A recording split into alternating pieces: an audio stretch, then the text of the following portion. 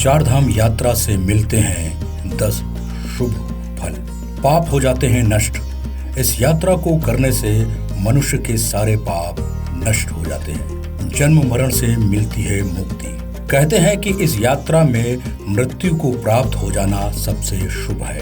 व्यक्ति को जीवन मुक्ति प्राप्त हो जाती है। बद्रीनाथ के बारे में एक कहावत प्रचलित है।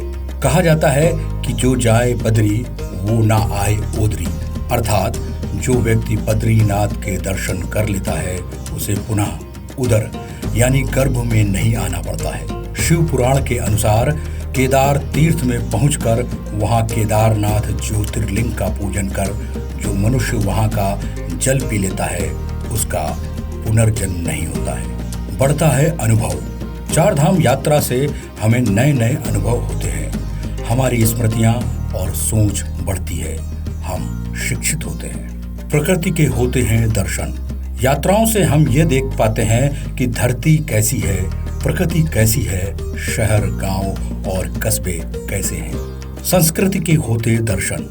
यात्राओं से हमें भिन्न भिन्न संस्कृति और धर्म की भाषा, भूषा और भोजन का पता चलता है। यात्राओं से ही जान सकते हैं कि लोग कैसे हैं, उनके विचार कैसे हैं और अंततः हम ये निर्णय ले सकते हैं कि हम कैसे हैं।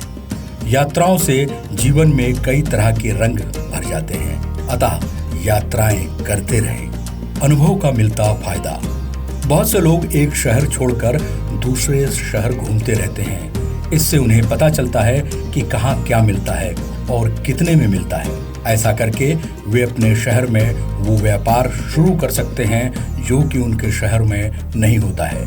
ऐसा भी बहुत सारी बातें हो सकती हैं जो आपके शहर में या आपके नगर में नहीं हो रही हैं। यदि आप यात्रा करेंगे तो आपको पता चलेगा कि आपके नगर, गांव, कस्बे में क्या नहीं हो रहा है। जैसे कुछ लोग अमेरिका से सीख कर यहाँ आते हैं और अपने शहर को कुछ नया देते हैं। इसी तरह कुछ लोग अपना ज्ञान लेकर विदेश जाते हैं और उन्हें वहाँ कुछ नया देते हैं। आयु वृद्धि। तीर्थ यात्रा में अक्सर पैदल चलना होता है।